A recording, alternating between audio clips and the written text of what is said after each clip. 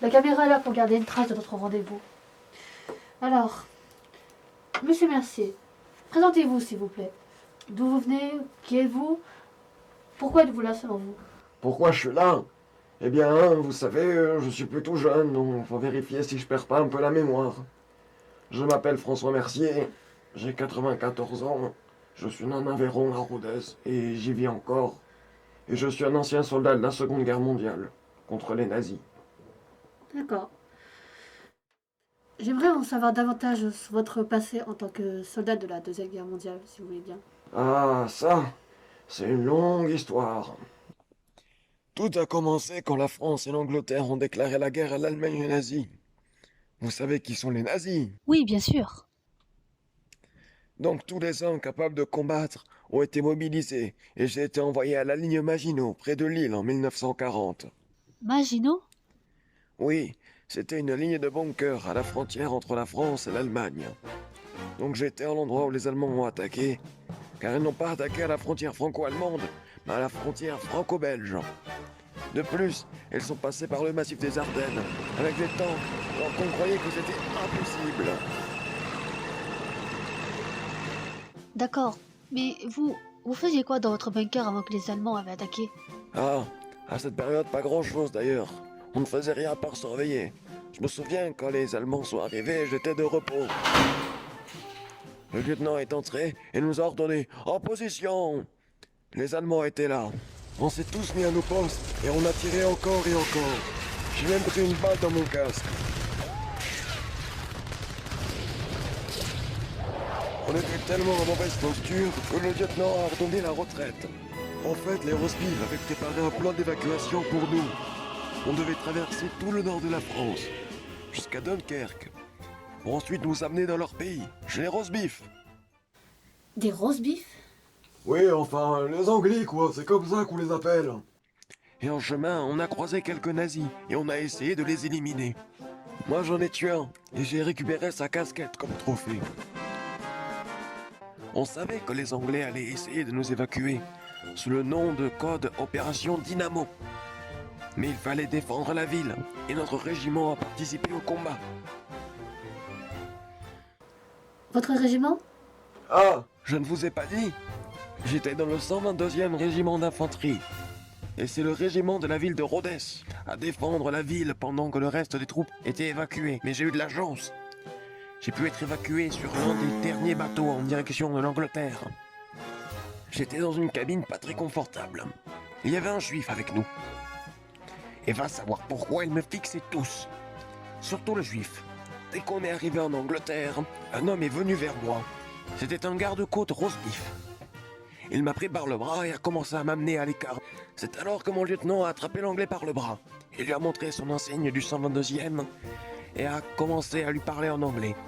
Je crois qu'il lui a expliqué que j'étais un de ses soldats et que c'était un malentendu.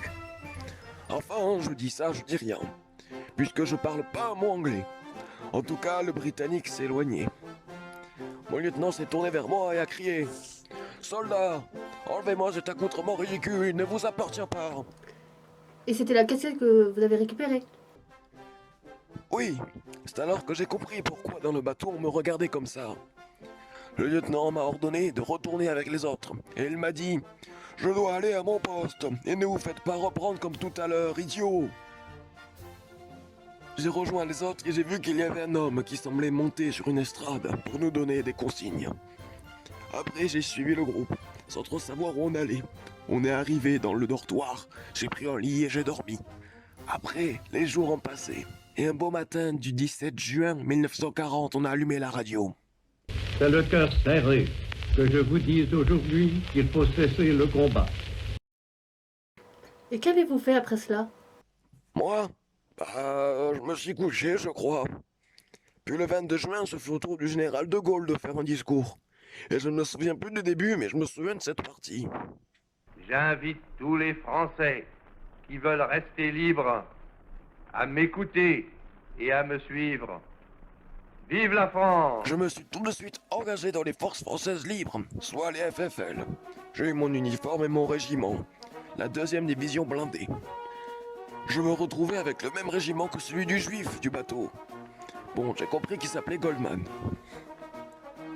On nous a informé par la suite qu'on devait se déplacer en Afrique pour aller aider les Anglais contre les nazis. Notre première victoire a été à Koufra en Libye. C'était un petit oasis où avait été installée une forteresse tenue par les Italiens. D'ailleurs, c'est là qu'on s'est battu aux côtés du général Leclerc. Vous connaissez les magasins Leclerc? Ça doit être la même famille que le général. Mais je crois que ce n'était pas vraiment son vrai nom, c'était un nom de guerre plutôt. Oui, enfin, c'était un pseudonyme, quoi. Vous avez compris. Bon, j'en étais où? Ah oui. Après cette première victoire, on a effectué plusieurs raids en direction du Fezzan, dans le désert de Libye. Un soir, j'étais de corvée de cuisine avec Goldman, et il ne faisait toujours pas confiance, il m'ignorait. Pendant qu'on épluchait les patates, j'ai essayé de lui expliquer le malentendu concernant la casquette, mais visiblement, il n'a pas compris. Bon, dès que le Fezzan a été conquis, on a accompagné les Juifs dans ce qu'on appelle la campagne de Tunisie. Il faut savoir qu'à cette époque, nous, la 2DB, on n'avait que du vieux matériel militaire. Ce sont les Américains qui nous ont livré notre équipement militaire plus moderne, comme les tanks Sherman.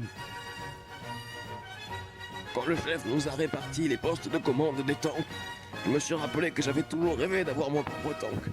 Alors je leur ai dit, non, laissez-moi faire, faites-moi confiance, je conduirai le tank tout seul. Comment? Ils ont accepté? Eh oui, et je me suis bien amusé.